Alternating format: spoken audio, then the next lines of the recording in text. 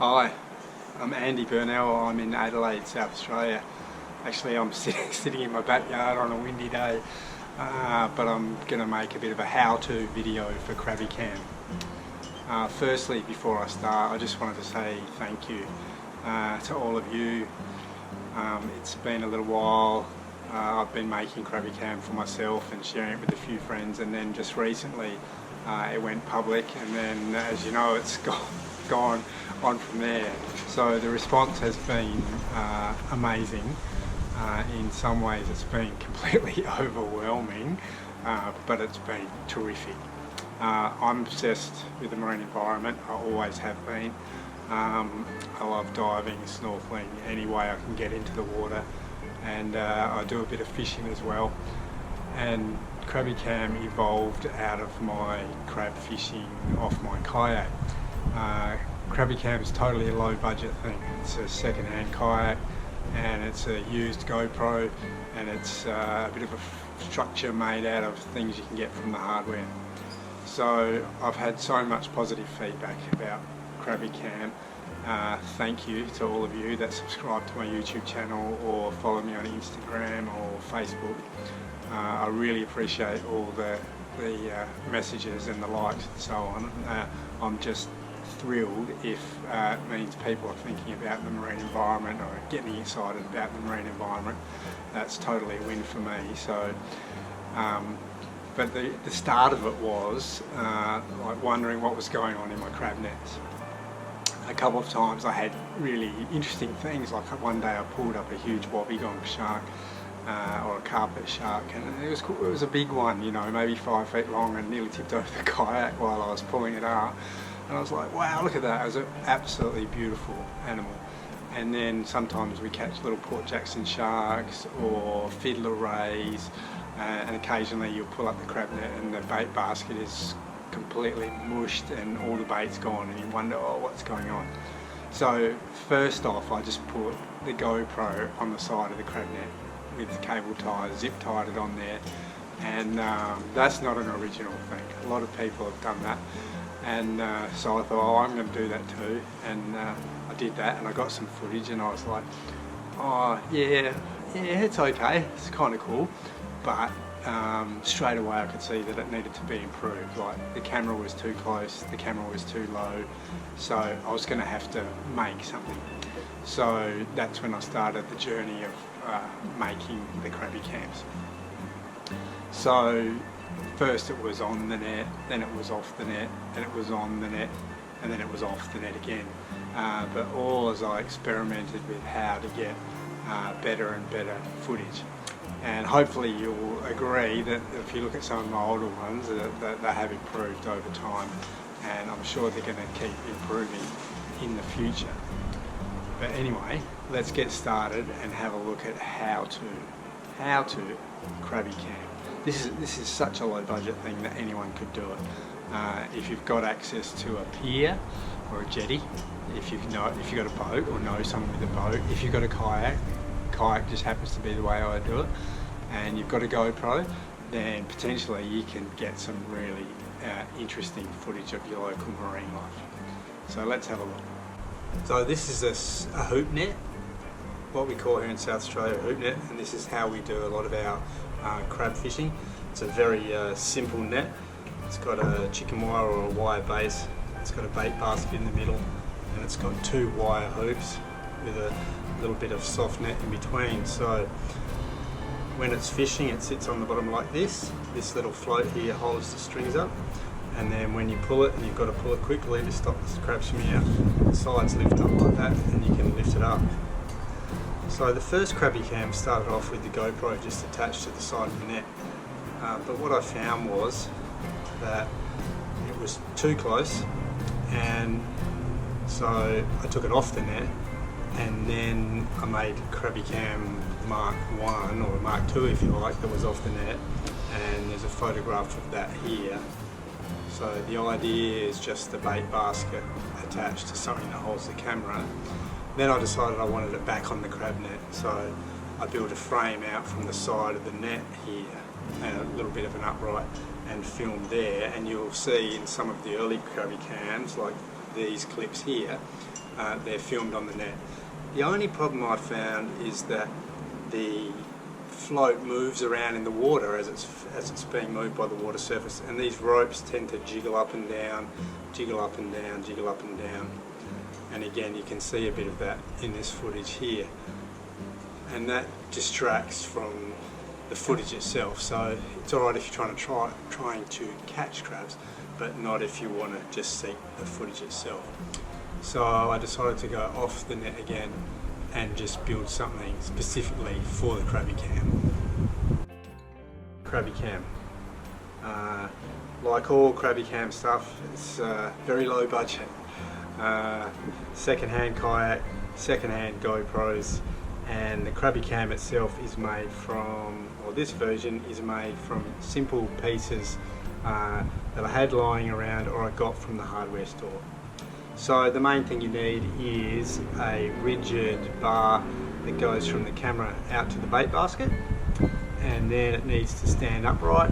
It needs to be heavy enough to sit on the bottom and stay on the bottom and not move. So in this case I've just bought this metal bar from the hardware, and I've bought 3 angle brackets and put them on there. So it forms a bit of a tripod that the Crabby Cam can sit on, and also something that lifts the camera up and brings it back away from the bait. On the crab net itself is much too close, so this one you can vary the length of the bar here to get the camera far enough away that's in the position that you want it to be in.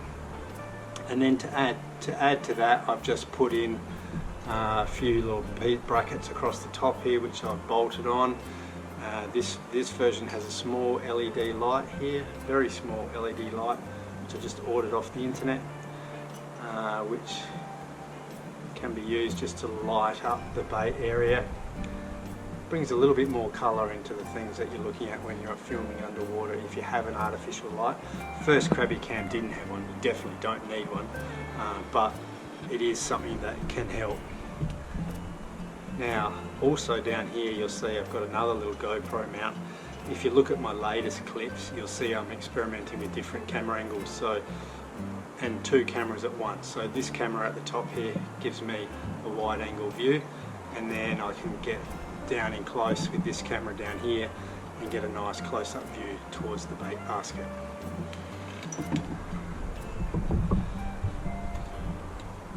The bait basket is just made of plastic flexible mesh, like gutter guard mesh, and you can see in this case I've mounted it vertically on the end of the bar.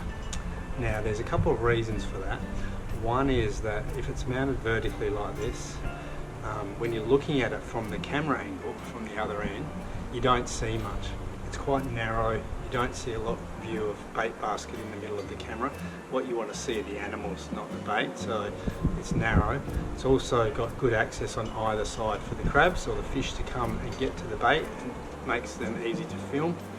And the other thing it does is lifts the bait up so that as the current flows past, it carries the smell of the bait easily away. Now this is a baited remote video camera above, so what you want is for the smell to be carried down current as far as possible. That way you're going to get more interesting animals come to the current. So the way that this bait basket helps is by acting like a fin or a vane. So as I drop the Crabby Cam down and it's hanging from this rope, it can rotate like this as it's swinging, as it's flowing down through the water. And because this is a big vane here on the end of a long stick, the current will push this down current. So what will happen is it'll swing, and then when it lands on the bottom, it'll be in exactly the right position. It's really important that the bait basket is down current from the camera. A couple of reasons for that: because the animals feeding on the bait will be stirring up the bait basket, and there'll be particles of bait, sand and sediment being stirred up. You want that to wash away from the camera, not towards the camera. So this needs to be down current. The other reason is that the animals will come to the camera from the down current direction. So what you want to see in your footage is the animal coming from a distance and then coming to the bait. The only way you're going to get that is if the bait basket is directly down current from the camera. So that's really important. And you'll see in some of my clips, like the fiddler rays or the Port Jackson sharks or the smooth rays, or even just the crabs, that it's important that you get that view of them coming rushing up towards the camera rather than coming in from the side or behind. So that's part of the design there. And other than that, that's it. It's pretty simple, easy to make.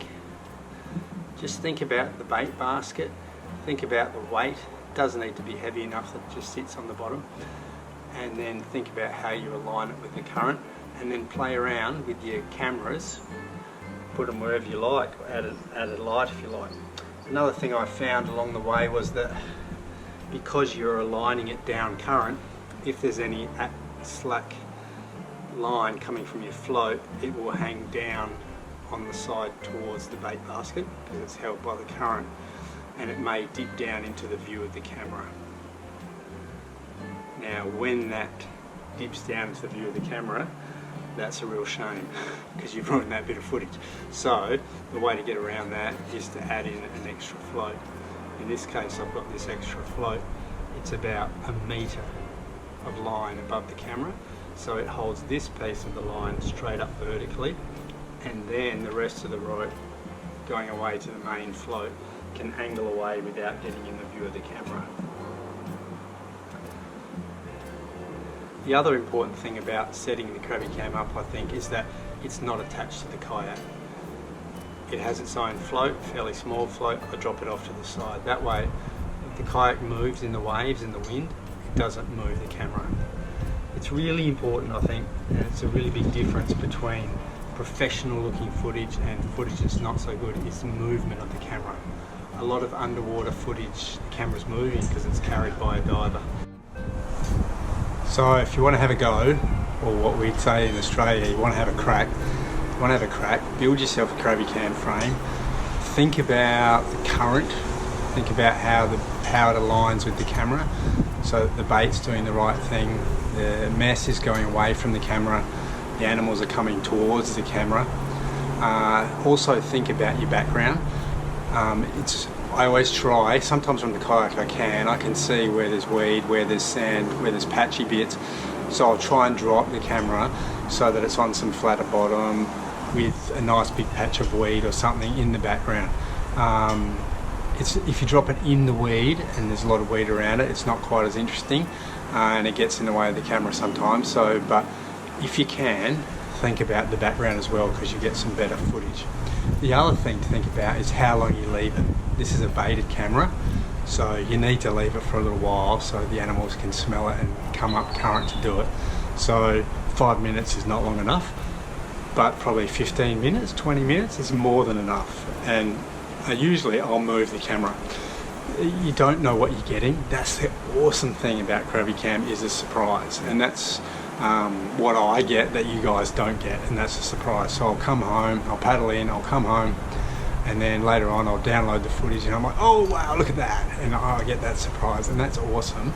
But you want to keep moving the camera around. I've had lots of footage that's really nothing much at all, and then I'll move the camera 50 metres, I'll just paddle 50 metres and drop it somewhere else, and I'll get something really cool.